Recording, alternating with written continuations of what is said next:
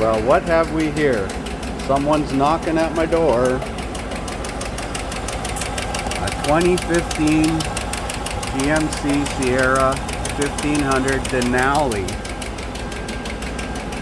Sounds like it's on the passenger side. Definitely. It's not missing. So I predict it's got a broken valve spring. So I've removed the air induction system and the PCV fresh air intakes on both sides. You just squeeze these releases up and this one down on this side. We're going to disconnect the coils and remove the insulator on this side, this sound deadener. It's not working. And pull the coil pack off and maybe the valve cover and have a look. So if we remove the number 8 ignition coil, or the last coil on the passenger side, you can get at that back bolt on the valve cover with a long extension. I got a little bit longer than I really need, but there are 9 bolts in the valve cover, and remove the brace that holds the coolant hoses off to the one side, and we're going to blow it off before we pull the valve cover off. There's the valve cover off. I can't see anything obviously wrong in there. Don't see any obvious broken valve springs. I've got the relay number 68 out, which is this one right here in the corner. And I've got a relay switch installed. Key is off. So when I turn the switch on, it's going to crank.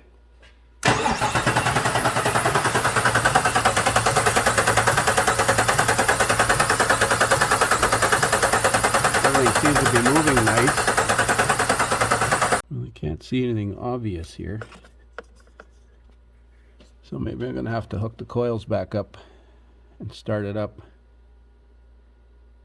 We'll have to disconnect the mass airflow sensor or it won't run because I got the air induction system off of it.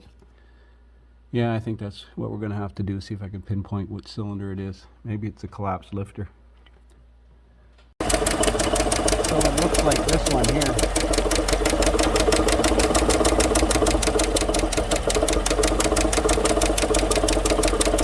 Rocker arm is loose, like that lifter is collapsed. So that's 2, 4, 6, number 6 exhaust.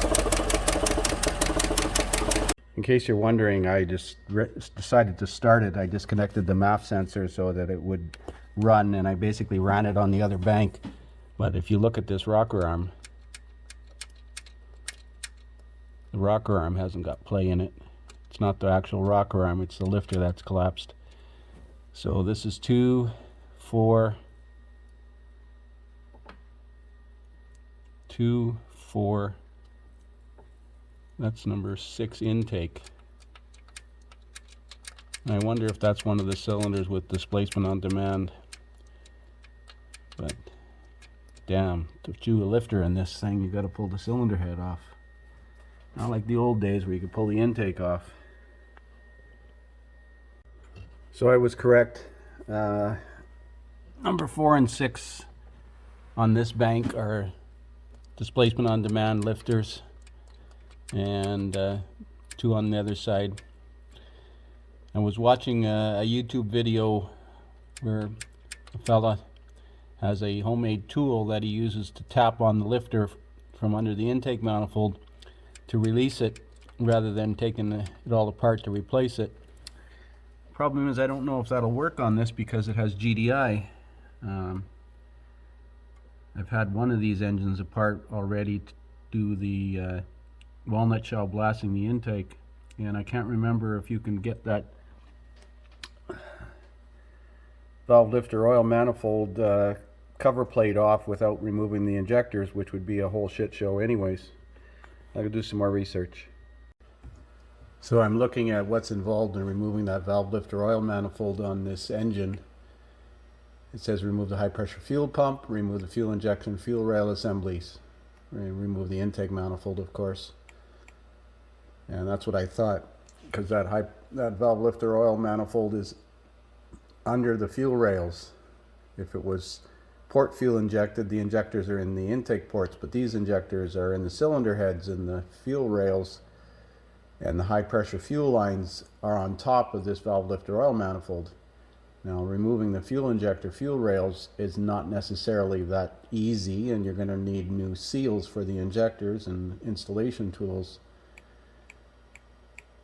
Yeah, this is not looking like fun.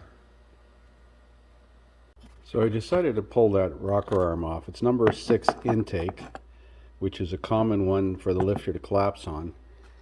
And I pulled the push rod out, and look what I found. This has the new 2-piece push rod. Imagine that. Well, that's interesting. Why would the push rod break, bend, collapse? Well, maybe we can get away with just putting a push rod in here. I'm going to look in there with a borescope. So I'm looking in the push rod hole at the lifter, and it looks nice and clean. I don't see anything wrong in there.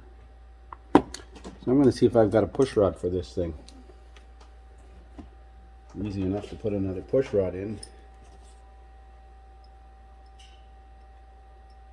and see what happens.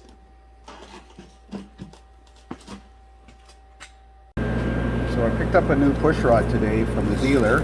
Interesting thing is they said they sold 4 of these last week. And there's the valve cover gasket. I figured we might as well change the valve cover gasket while we're in there. So I'm also going to remove the other push rods on that bank and have a look at them, make sure there's no other bent ones. Then we're going to put this one in and see how the valve moves. So there's the new push rod in, and I cranked it over and it moves nice and free. Seems to be okay. I don't know why that push rod actually bent or broke. It's very unusual. But it seems to be a pattern failure for this engine, maybe because of the displacement on demand. 22 foot-pounds on the rocker arm nut or bolt. We got a new valve cover gasket on it. I've looked at all the other push rods and they're okay. So we're going to put this valve cover on. Well, moment of truth. We're going to fire it up, see how it runs.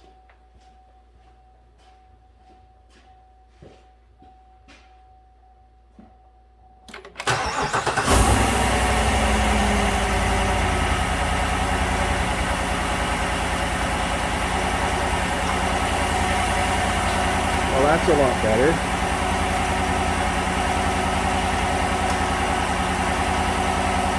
Let's put the scan tool on it, clear the codes out of it. Seems to be running okay, shaking a little bit. So I'm going to scan this vehicle to see what codes it's generated. I know we're going to have an intake air temperature and mass airflow and maybe humidity sensor code because I had that disconnected. Probably several coil codes because I had 4 coils disconnected and running. As you can see, it's only got 87,000 kilometers on it. So I'm just going to look at the engine and see what codes are in there. I'm curious if it's got a P0306 because it theoretically would have had a misfire on number 6. Intake air, intake humidity, mass airflow, air temperature, ignition coil 2, 4, 6, and 8. Barometric pressure sensor. No. No misfire codes. Well, before I clear these codes,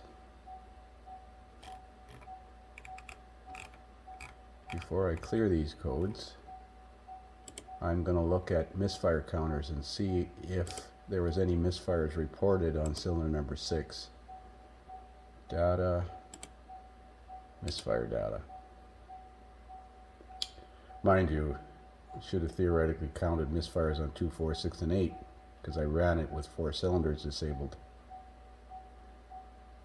No, no misfire history, no misfire counters, nothing. Oh well, I'm going to clear the codes. Come on, you can do it. Codes menu. Oops, that's not what I wanted. Clear codes. And yes. Continue. Let's relook. And we'll start it up and have a look at some data.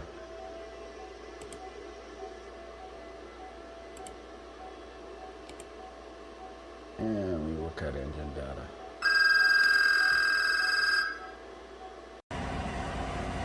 So it's running beautiful.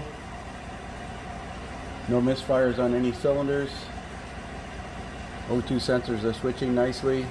I'm going to take it for a road test. I'm going to check the engine oil. The oil seemed pretty clean. Judging by the inside of the engine, there wasn't any sludge in there. And tell the customer to buy some lottery tickets because he saved a bundle here. I thought I was going to be doing a lifter or pulling the heads off or something. So that's it for now.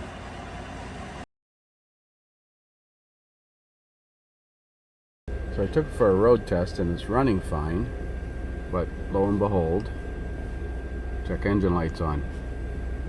So we'll scan it again and see what codes come back. So let's see what code comes back.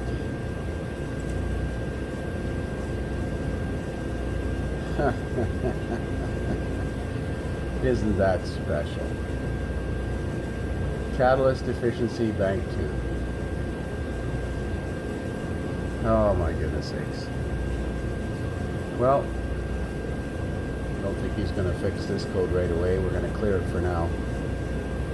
I wonder how long he's been driving it with that rocker arm like that. It's probably poisoned the catalyst on that side because that bank 2 is the side with the mist that had the problem on it. Wow. It's amazing that that would set that code that quick because I just cleared it and went for about a 10-kilometer road test. Okay. Here's the freeze frame data for P0430. Distance since DTC is cleared, 4 kilometers. Yeah, about halfway on my drive cycle, I took about a 10-kilometer road test. Oh well.